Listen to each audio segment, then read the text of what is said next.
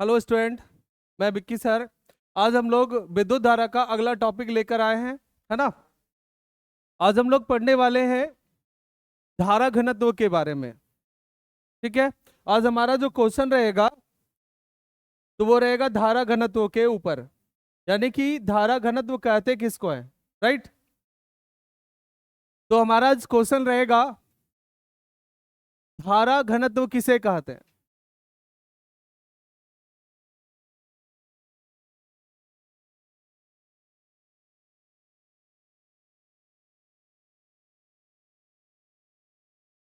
धारा घनत्व किसे कहते हैं, ये क्वेश्चन ना आपके एग्जाम में कई बार पूछा जा चुका है। अब जब क्वेश्चन बैंक उल्टा कर देखोगे तो 2 नंबरों में ये क्वेश्चन कई बार पूछा गया है। तो हम लोग 2 नंबर की भी तैयारी करेंगे और इसके बड़े रूप को भी देखेंगे। तो ये जो क्वेश्चन है बहुत ज्यादा इंपॉर्टेंट है, इसलिए आप इस क्वेश्चन में VBI लगा सकते हो। क्या लगा सकते हो? VBI for exam. ठीक है। किस एग्जाम के लिए? 25 वाले एग्जाम के लिए। तो हमारा इसका आंसर जो रहेगा, तो हम आंसर पे काम करेंगे और इसके आंसर में कहेंगे किसी चालक के एक बिंदु से, किसी चालक के एक बिंदु से इसके एकांक क्षेत्रफल सदिश से, इसके एकांक क्षेत्रफल सदिश के लंबवत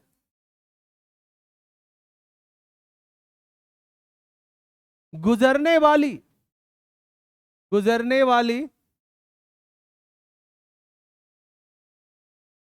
धारा को, गुजरने वाली धारा को धारा घनत्व कहते हैं।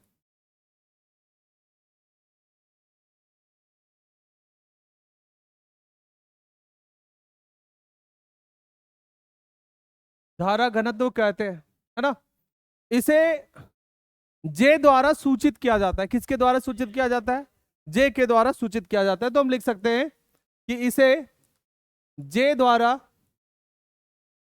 सूचित किया जाता है, किया जाता है।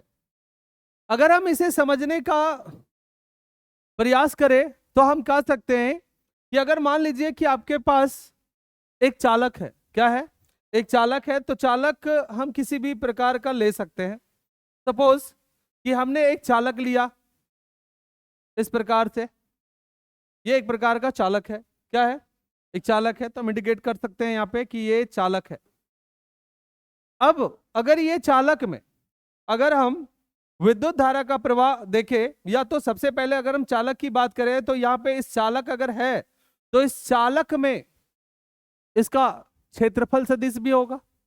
अगर चालक बिल्कुल अभी ऐसे सीधा रखा पड़ा हुआ है तो इसका क्षेत्रफल सदिश किसी खास बिंदु पर ऐसे होगा, है ना। इसको हम क्या कर सकते हैं कि जो इसका क्षेत्रफल सदिश होगा वो वेक्टर ए होगा। कब? जब इस चालक का क्षेत्रफल कितना रहा होगा, इस चालक का क्षेत्रफल क्या रहा होगा? ए। कितना रहा होगा? ए। तो इसका क्षेत्रफल सदिश इसी के तल के क्या होगा? अभिलंबत होगा। तो बोला गया कि किसी चालक के किसी खास बिंदु से, है ना, इसके किसी खास बिंदु से और इस क्षेत्रफल सदिश के, ये जो चीजें दिख रही है वो कौन सी सदिश है? क्षेत्रफल सदिश। तो क्षेत्रफल सदिश के अभिलंबवत जितनी भी रेखाएं गुजरती हैं, वो जितनी भी विद्युत रेखाएं गुजरती हैं वही रेखाएं क्या कहलाती हैं? धारा घनत्व के नाम से जाना जाती है। तो हम यहां पे क्या करेंगे कि इससे होते हुए हम कुछ धारा को गुजार देंगे, विद्युत धारा को, इस प्रकार से।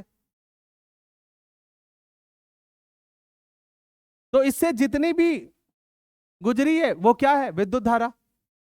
क्या है? विद्युत धारा है। तो हम इसे क्या चीज से इंडिकेट कर सकते हैं?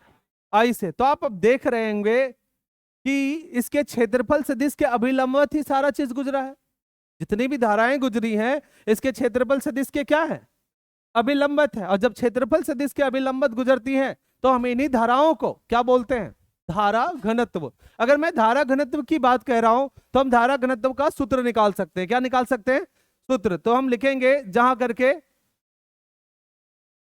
करके हम लिख सकते हैं कि जहां धारा घनत्व यानी इसको हम क्या बोल सकते हैं? जे। धारा घनत्व बराबर कुल धारा अब बटे क्या हो जाएगा? क्षेत्रफल। क्या हो जाएगा? क्षेत्रफल। अगर मैं यहां से बात करूं जे बराबर, तो धारा को हम क्या चीज से इंडिकेट करते हैं? आई से। और क्षेत्रफल क्या हो जाएगा? ए। यहां से हमारे पास एक नया सूत्र यानी कि किसका मिलेगा? धारा घनत्व का। इसको हम क्या बोल सकते हैं? फॉर्मूला। क्या बोल सकते हैं? फॉर्मूला। यहां से हम अगर आगे बात करें तो हम इसके एसआई मात्रक, बीमा, है ना, ये कौन सी राशि है उनके बारे में हम चर्चा कर सकते हैं। अगर मैं बात करूं यहाँ पे कि हमारे पास जो धारा घनत्व का सूत्र आया वो आया आई बटा कितना? ए। आई बटा ए। अगर मैं यहां से बात करूं कि इसका एस आई मात्रक होता है, क्या होता है भाई? धारा की अगर एसआई मात्रक की बात करी जाए तो एम्पियर, और यहां पे क्या है? क्षेत्रफल है। क्षेत्रफल का क्या होता है? Metre square. तो क्षेत्रफल को हम क्या लिख सकते हैं? Metre square. और साथ में लिखेंगे होता है। तो हमने कहा कि इसका एसआई मात्रक एम्पियर बटे मीटर स्क्वायर होता है। इसका क्या होता है? एम्पियर बटे मीटर स्क्वायर होता है। आगे बात करेंगे दूसरे नंबर की कि इसकी बीमा। अगर मैं बीमा की बात कर रहा हूं तो हम जानते हैं कि धारा का बीमा क्या होता है? ए। अब बटा क्षेत्रफल का बीमा क्या होता है? एल का स्क्वायर। यानी कि मैं इसको सीधा करके लिख सकता हूं ए एल का पावर -2, यानी कि ये इसकी क्या हो जाएगी? बीमा हो जाएगी। तो हम लिख सकते हैं इसकी बीमा ए एल का पावर -2 होती है। बोलिए, किन्हीं को कोई दिक्कत? चलिए आगे हम बढ़ सकते हैं। यहां से तीसरे नंबर की बात कर सकते हैं कि यह एक सदिश राशि है। कैसी राशि है? सदिश राशि है। यह एक सदिश राशि है जिसकी दिशा क्षेत्रफल सदिश के, किसके? क्षेत्रफल सदिश के अभिलंबवत होती है। क्षेत्रफल सदिश के क्या होती है? अभिलंबवत होती है। क्षेत्रफल सदिश के अभिलंबवत होती है। किसकी दिशा?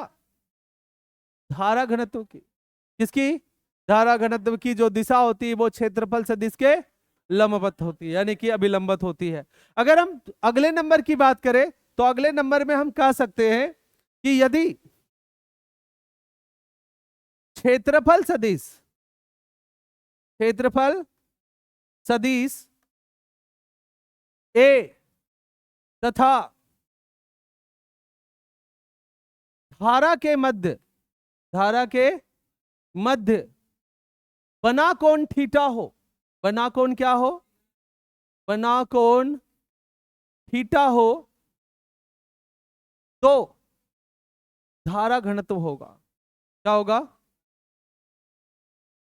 धारा घनत्व या तो बना कोण थीटा हो तो हम थीटा पे भी रिप्रेजेंट कर सकते हैं, जहां से हम धारा घनत्व के मान को भी निकाल सकते हैं। किसके मान को? धारा घनत्व के मान को निकाल सकते हैं। और साथ में हम जे का भी, ये आई का भी मान निकाल सकते हैं, धारा का भी मान निकाल सकते हैं, है ना। तो हम यहाँ पे कहने का मतलब ये कि हमारा जो चालक था, पहले हमने इस चालक को बिल्कुल सीधा रखा ऐसे, है ना। हमने चालक को कैसा रखा? सीधा रखा, जिसके कारण इसका क्षेत्रफल सदिश कहाँ था? आगे की ओर। इसका क्षेत्रफल सदिश कहाँ पे था? ये जो आपको चीज दिख रही है ये आपका क्या है? क्षेत्रफल सदिश है। तो क्षेत्रफल सदिश हमेशा पृष्ठ के क्या होती है? अभिलंबत होती है। हमेशा क्या होती है? पृष्ठ के अभिलंबत होती है। अगर इस सिचुएशन में यानी कि अगर थीटा कोण पे रख दिया जाए, नॉर्मल कंडीशन पे रख दिया जाए, अर्थात इस चालक को टिल्ड कर दिया जाए, इस चालक को क्या कर दिया जाए, टिल्ड कर दिया जाए। टिल्ड करने का मतलब क्या, ऐसे टेढ़ा कर दिया जाए, है ना। जब टेढ़ा कर देंगे तो इसके क्षेत्रफल सदिश भी टेढ़ा हो जाएंगे, होंगे या नहीं होंगे। तो हम यहाँ पे अगले कंडीशन में यानी कि जब इसे हम थीटा एंगल पे रखेंगे, हमने लिखा है यदि क्षेत्रफल सदिश ए तथा धारा के मध्य बना कोण क्या हो, थीटा हो, तब हम धारा का भी मान निकाल सकते हैं और धारा घनत्व के मान को भी देख सकते हैं। यानी कहने का मतलब ये कि सपोज कि हमने जो चालक लिया है, हमने क्या लिया, जो चालक लिया है उस चालक को हम टिल्ड करके रखेंगे। टिल्ड कहने का मतलब क्या, थोड़ा सा टेढ़ा कर देंगे। कैसा कर देंगे, टेढ़ा, यानी कि इस प्रकार से झुका देंगे। क्या करेंगे, इस प्रकार से झुका देंगे। जब झुकाएंगे तो बताइए कि इसका क्षेत्रफल सदिश जो होगा नीचे की ओर हो जाएगा। अगर इसको हम सीधा करते तो क्षेत्रफल सदिश उधर होता, और यहां से धारा यूं गुजरी है, आपका जो विद्युत धारा गुजरी है वो यूं गुजरी है, नहीं गुजरी है, ये आपका क्या है, विद्युत धारा, है ना। तो विद्युत धारा आपका इस प्रकार से क्या करी है, गुजरी है। तो देख सकते हैं यहाँ पे कि जब विद्युत धारा इस प्रकार से गुजरी है तो हम कह सकते हैं, इंडिकेट कर सकते हैं कि ये कौन सा है, धारा है। अब देखो आपका ये क्या है, क्षेत्रफल सदिश है। ये क्या है, क्षेत्रफल सदिश है। तो धारा और क्षेत्रफल सदिश के मध्य जो बना कोण है वो कितना है, थीटा है। बना कोण है वो कितना है, थीटा है। अगर ये थीटा है, थीटा एंगल पे है, तो हम यहां से क्या करना पड़ेगा, हमें इस ए का घटक तोड़ना पड़ेगा। ए का क्या तोड़ना पड़ेगा, घटक। जब हम ए के घटक को तोड़ देंगे, ए के घटक को क्या करेंगे, तोड़ देंगे, तब जाकर हमें धारा का मान इसके अभिलंबत लेना है। धारा का मान क्या लेना है, इस क्षेत्रफल सदिश के अभिलंबत लेना है। तो इसके घटक को अगर हम तोड़ते हैं तो घटक तोड़ने से पहले हमें क्या करना पड़ेगा, एक एक्सिस इसको मानना होगा और एक एक्सिस इसके अभिलंबत लेना होगा, लेंगे ना। और हम देख रहे हैं यहाँ पे कि इसके साथ जो बना कोण है वो क्या है, थीटा। और हमने आपको घटक तोड़ना बताया था कि जिधर कोण थीटा हो उधर आएगा कॉस थीटा। यानी कि इसका अगर मैं इधर घटक तोड़ूं तो यहाँ पे क्या लिख सकता हूं, ए कॉस थीटा, और इधर क्या हो जाएगा, ए साइन थीटा। ए साइन क्या, थीटा। अब एक बात बताइए कि धारा जो है किस क्षेत्रफल सदिश के अभिलंबत जा रहा है, ए साइन थीटा के या ए कॉस थीटा के, किसके, ए कॉस थीटा के। तो क्या ए साइन थीटा को लेना है, नहीं लेना है। तो यहां से हम फॉर्मूला बना सकते हैं क्या, क्योंकि हमारे पास क्षेत्रफल सदिश भी आ गया।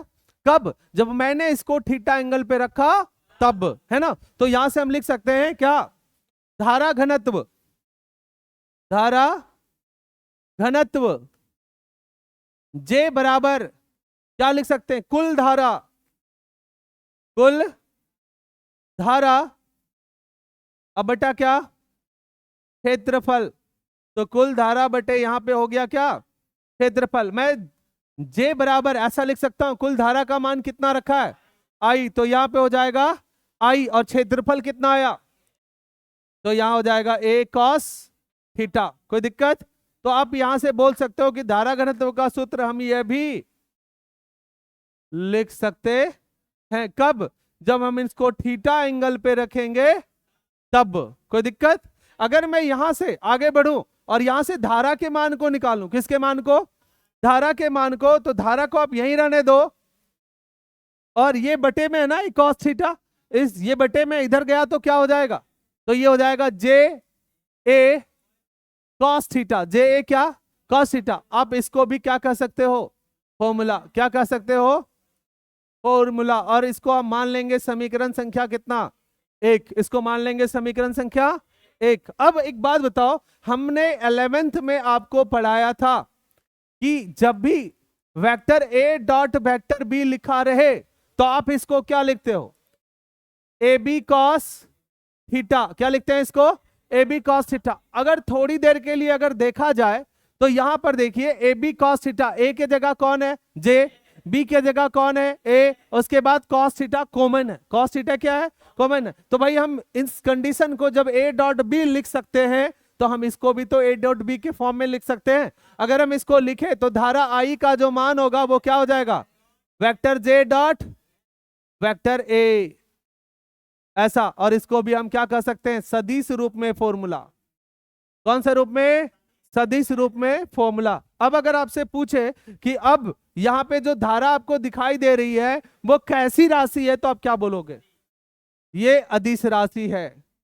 कैसी राशि है, अदिश राशि है। धारा कैसी राशि है, अदिश राशि है। क्योंकि दो नियम ये सदिश का पालन, दो नियम में ये सदिश के नियमों का पालन तो जरूर कर लेती है, लेकिन तीसरे नियम में ये सदिश का पालन नहीं कर पाती। क्योंकि सदिश का तीसरा यानी कि इनका बीजगणितीय योग का मान क्या होना चाहिए, शून्य, लेकिन धारा का बीजगणितीय योग का मान शून्य नहीं होता।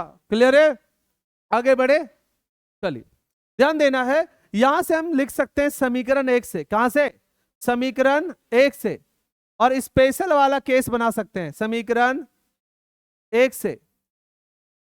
हम यहां पे 3 केसेस देखेंगे। कितने केसेस देखेंगे, 3 केसेस। क्या देखेंगे कि जब थीटा बराबर 0 डिग्री हो, ये केस नंबर 1।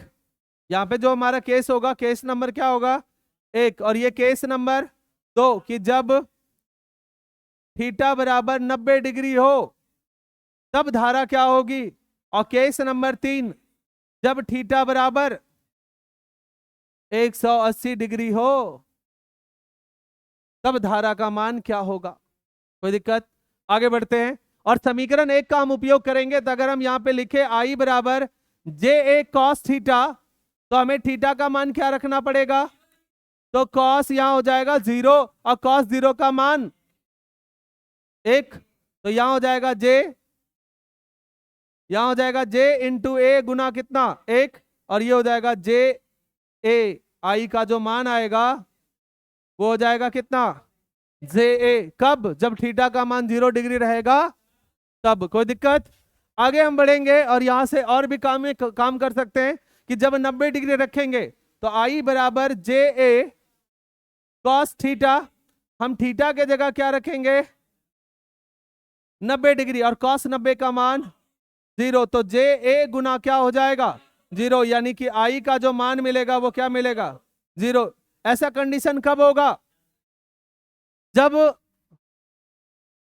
आपका I और क्षेत्रफल सदिश के मध्य जो कोण बन जाएगा वो कितने डिग्री का हो, 90 डिग्री का। यानी कि हम इस चालक को ऐसे ना रख के, ऐसे ना रख के ऐसे रख दे। कैसे रख दे, ऐसे, तो इसका क्षेत्रफल सदिश ऊपर की ओर होगा, इसका क्षेत्रफल सदिश ऊपर की ओर होगा, और धारा ऐसे गुजरेगी तो अभिलंबित होगी, और जब अभिलंबित होगी तो धारा का मान क्या मिलेगा 0 डिग्री। अब आगे बढ़ेंगे और यहां से बात करेंगे I equals to JA cos theta.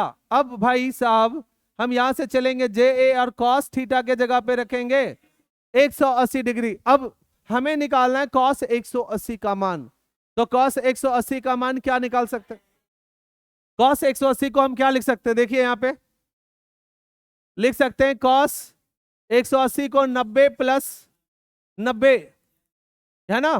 अब cos 90 प्लस थीटा, यानी कि 90 से टकराएगा वो चेंज हो जाएगा, किस में चेंज होगा, साइन थीटा में, लेकिन किस में, माइनस में। तो थीटा के जगह जो आपका होगा वो कितना होगा 90। अब ये दूसरे घर में गिरेगा, लेकिन दूसरा घर किसका, साइन और कोसेक का होता है, साइन और किसका होता है, कोसेक का, जिसके कारण यहाँ पे क्या लगेगा माइनस। और हम जानते हैं साइन 90 का मान कितना होता है 1, और साथ में लगा हुआ है माइनस, तो माइनस का क्या मिलेगा 1। उम्मीद करता हूं कि ये बात क्लियर होगी। अगर मैं यहाँ पे cos 180 का मान रखूं तो हो जाएगा JA और गुना कितना -1 इंटू -1, इसको मल्टीप्लाई करूंगा तो हो जाएगा माइनस का JA, और ये हो जाएगा आपका आखिरी फॉर्मूला। उम्मीद करता हूं कि आप लोगों की क्लास जो आज की थी आपको अच्छी प्रकार से, अच्छी तरह से समझ में आई होगी। कोई दिक्कत, यहां से भी आप फॉर्मूला निकाल सकते हैं, यहां भी क्या बोल सकते हो फॉर्मूला। यानी कि इन सबों का जो यूज है आप न्यूमेरिकल बनाने के वक्त कर सकते हो। कहां बनाने के वक्त, न्यूमेरिकल बनाने के वक्त आप आसानी से क्या कर सकते हो, यूज कर सकते हो। उम्मीद करता हूं कि आज का जो क्लास था आपको बेहतर तरीके से समझ में आया होगा। धन्यवाद। आज के लिए बस इतना ही, मिलते हैं अब अगले क्लास में।